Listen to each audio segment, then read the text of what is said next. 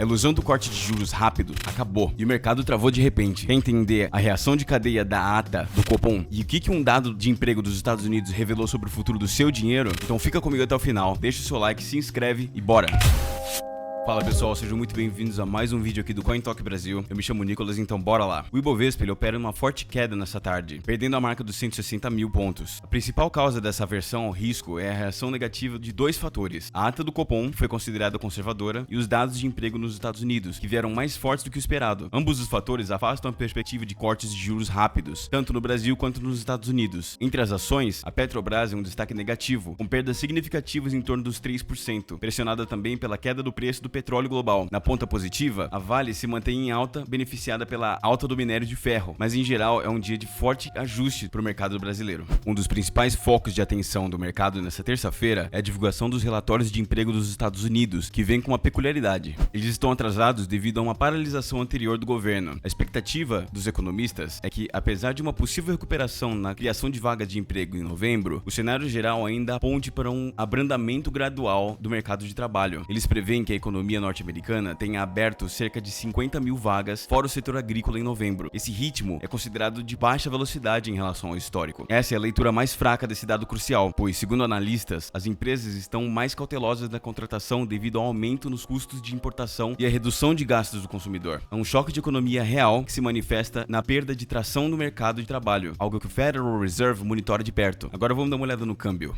O dólar à vista está operando em alta significativa frente ao real nessa terça-feira. Hoje, o dólar está sendo negociado na casa dos R$ 5,46. Essa alta reflete uma reação do mercado a dois eventos centrais: a ata do Copom, como já dito anteriormente, e os dados de emprego dos Estados Unidos. Nos Estados Unidos, o mercado de trabalho mostrou um pouco mais de força do que o consenso esperava. Esse dado reduz as expectativas de que o Federal Reserve corte os juros rapidamente, o que naturalmente fortalece o dólar globalmente. No Brasil, a ata do Copom de hoje manteve um tom cauteloso, o que reforçou que o Banco Central precisa de mais tempo para analisar os dados antes de iniciar um ciclo de cortes de juros. Essa postura adia a expectativa de que a queda da Selic no curto prazo vá acontecer. Isso ajuda a manter o diferencial de juros alto, o que, embora preserve a atividade para fluxo de capital estrangeiro, gera incerteza sobre o crescimento e mexe com o câmbio no curto prazo. Já a Itaúsa, o holding controladora do Itaú, anunciou uma movimentação importante para os acionistas. Ela aprovou um aumento de capital de 2,5 bilhões de reais, que será realizado através de uma emissão de novas ações a título de bonificação. Essa bonificação será a proporção de 2 ações novas para cada 100 ações da mesma espécie que o acionista já possuir. Só que para ter direito a essa bonificação, o acionista ele precisa estar na posição acionária da holding no dia 18 de dezembro. A partir do dia 19 de dezembro, as ações já serão negociadas em ex-bonificação na bolsa. Outra notícia importante do dia no mercado acionário é sobre a metalúrgica Gerdau, GOAU4.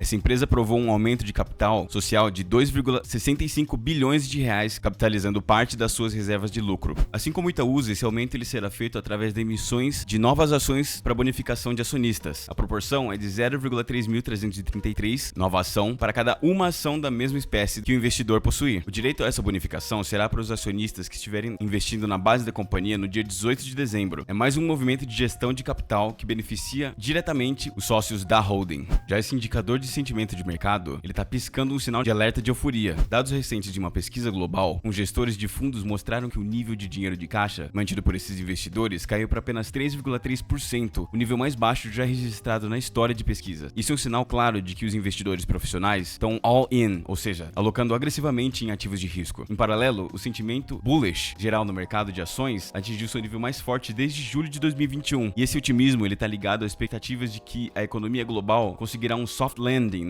um pouso suave em 2026. Ponto de atenção, no entanto, é que esses extremos sentimentos positivos muitas vezes são lidos como sinais contrários. Ou seja, quando a euforia ela atinge picos históricos, o mercado tradicional pode estar propenso a uma correção. Considerando que o Bitcoin e o mercado de criptoativos têm mantido uma correlação com índices como a Nasdaq, uma correção no mercado tradicional pode trazer perdas mais profundas para as criptomoedas. Agora vamos dar uma olhada no gráfico do Bitcoin. O preço que tinha rompido o suporte na casa dos 88 mil ontem, agora está em um movimento de recuperação, sendo negociado acima de 87.700 dólares. O gráfico ele está mostrando pra gente é a intensidade desse movimento. O preço ele tinha caído com tudo, rompendo a linha de tendência de alta no curto prazo, mas apesar dessa recuperação atual, que é forte, o preço ele ainda está buscando tentando resetar a antiga zona de suporte horizontal, né? Aqui na casa dos 88.776 dólares. Já o MACD, ele não tá aparecendo muito bem, não. Ele tá querendo se curvar, tá bem perto aqui da linha vermelha com a linha azul, então não é um momento muito seguro de entrada, né? O volume a gente pode ver também que ele tá bem fraco, principalmente do lado dos compradores. Por enquanto é fundamental a gente observar se o Bitcoin ele vai conseguir manter acima da linha de tendência rompida, né? Para reverter o alerta técnico. O mercado ele continua volátil, reagindo a cada injeção de liquidez e também as expectativas sobre a aprovação dos fundos do Bitcoin nos Estados Unidos. Outra notícia de última hora que movimenta o mercado e impacta diretamente a política monetária dos Estados Unidos é a mudança nas probabilidades para o cargo de presidente do Federal Reserve. Segundo a plataforma de apostas, né, Polymarket, o favorito para ser indicado por Trump para ser presidente do Fed em 2026 agora é o Kevin Warsh, com 48% de chance. Essa virada ela aconteceu do nada, tirando o favoritismo do Kevin Hassett, que caiu para 42%. Essa disputa ela é fundamental porque o perfil do próximo presidente do Fed vai determinar a direção da política de juros do país, influenciando diretamente o dólar e a liquidez global. O mercado agora acompanha de perto se o Trump ele vai oficializar o nome do Warsh. Dando continuidade à nossa análise do Bitcoin, vamos dar uma olhada aqui nesse gráfico que mostra o Open Interest, que são basicamente os juros em aberto, né, que representam um volume total de contratos futuros perpétuos abertos. Ele está mostrando pra gente que mesmo com a recente queda do Bitcoin, o volume de juros em aberto ele aumentou. Isso indica que os traders eles continuam acionando posições de compra, ou seja, apostando na alta, mesmo enquanto o preço caía.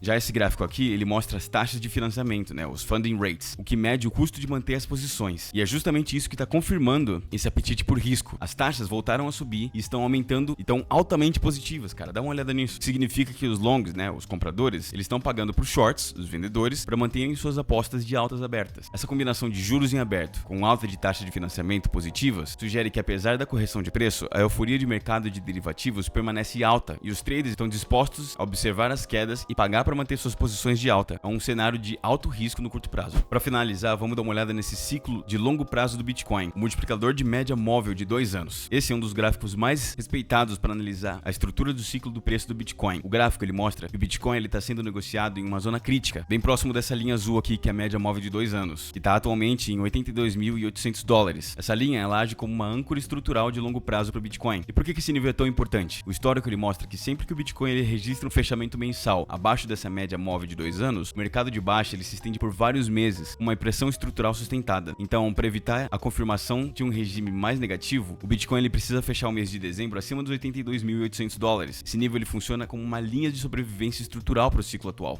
Então é isso pro vídeo de hoje. Muito obrigado se você assistiu até aqui. Espero que você tenha gostado. Não esquece de deixar o seu like, se inscreve para não perder mais conteúdo como esse e te vejo amanhã.